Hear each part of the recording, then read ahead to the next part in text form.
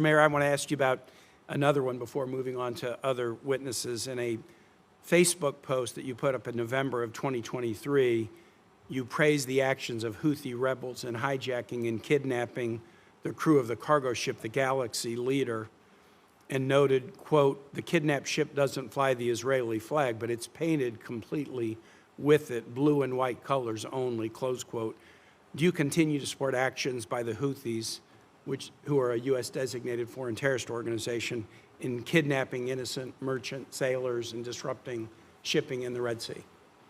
Thank you, Senator, for that important question. You know, if you go over my social media since 2011, you would know how strong opponent and how much I disagree with the Houthi, to the point where I cannot travel to Yemen. I'm in their blacklist.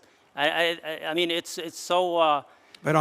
So are you denying that you posted a Facebook post celebrating the kidnapping by the Houthis of the particular crew of this ship, the Galaxy Leader? I don't think it's a celebration. This is assumptions that's making. I disagree with attacking the ships and disrupting. But are you denying that you posted what I just read to you? I think there was a post, but it seems like it's taken out of context. Maybe I commented on. Well, I'll share it with the colleagues before we take up your nomination in committee. Mr. Bozell, I also just want to echo what Senator Murphy said. It is an easy question. It's a layup when you're asked the question of should our refugee programs be race-based. Our Constitution in the 14th Amendment says all persons, not all citizens, all persons in this country are entitled to equal protection of the laws. You'll take an oath. You'll take an oath to support that Constitution should you be confirmed. It's not a hard question, and your unwillingness to answer it is very troubling. I want to ask you this. Are you aware of the Freedom Plus Party in South African politics? No, Senator. Okay, I'll tell you, the Freedom Plus Party is an Afrikaner political party that has the most representation of Afrikaners in the South African parliament, and that is part of the national unity government.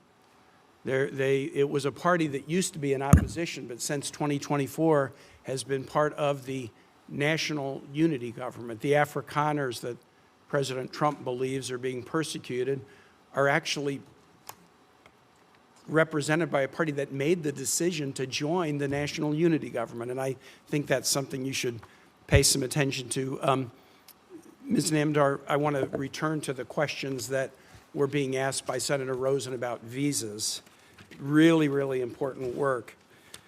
During a hearing here on July 16, Michael Regas, who's the Deputy Secretary for Management and Resources, was asked a number of questions about how rifts and firings were affecting the State Department, and in particular were affecting the issue of consular affairs and visa issues. We asked, based on these rifts, who would absorb these functions.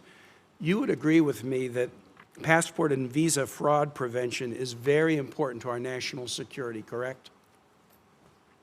Thank you for the question, Senator. Of course, all of our visa and passport services are important to national security. And do you know, as you are nominated for this position, who is going to absorb the functions that have been made more complicated by the significant rifts within the visa and consular area? Thank you for the question, Senator. As you know, I'm not yet confirmed, so I'm not privy to the information that you're citing. I'm very happy to look into it when and if I'm lucky enough to be confirmed. Let me ask you another question. My staff has heard informally, I have a lot of State Department folks that live in Virginia, so we get a lot of stuff coming in over the transom, that the State Department is breaking a longstanding practice and no longer evaluating dual citizens for wrongful detention determinations under the Levinson Act. Do you know what the Levinson Act is? I'm not familiar, sir, but I haven't heard anything about what you've just stated. The Levinson Act was signed into law in late 2020, and it provides a framework for the Secretary of State to review cases to make a wrongful detention determination for U.S. nationals.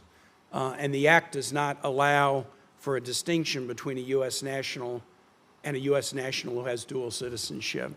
Have you heard anything about the State Department making a determination to no longer pursue wrongful detention cases for U.S. nationals who also have dual citizenship in other nations? Thank you for the question. I am not familiar with what you've cited. I'm happy to look into it when and if confirmed. If confirmed, will you ensure that the United States follows the Levinson Act? If confirmed, I will ensure that I try to comply with all laws. And you will work to ensure that the administration does not discriminate against U.S. nationals who also have dual citizenship? I don't believe this administration would discriminate against anybody, and I will work to uphold all laws. Thank you for that.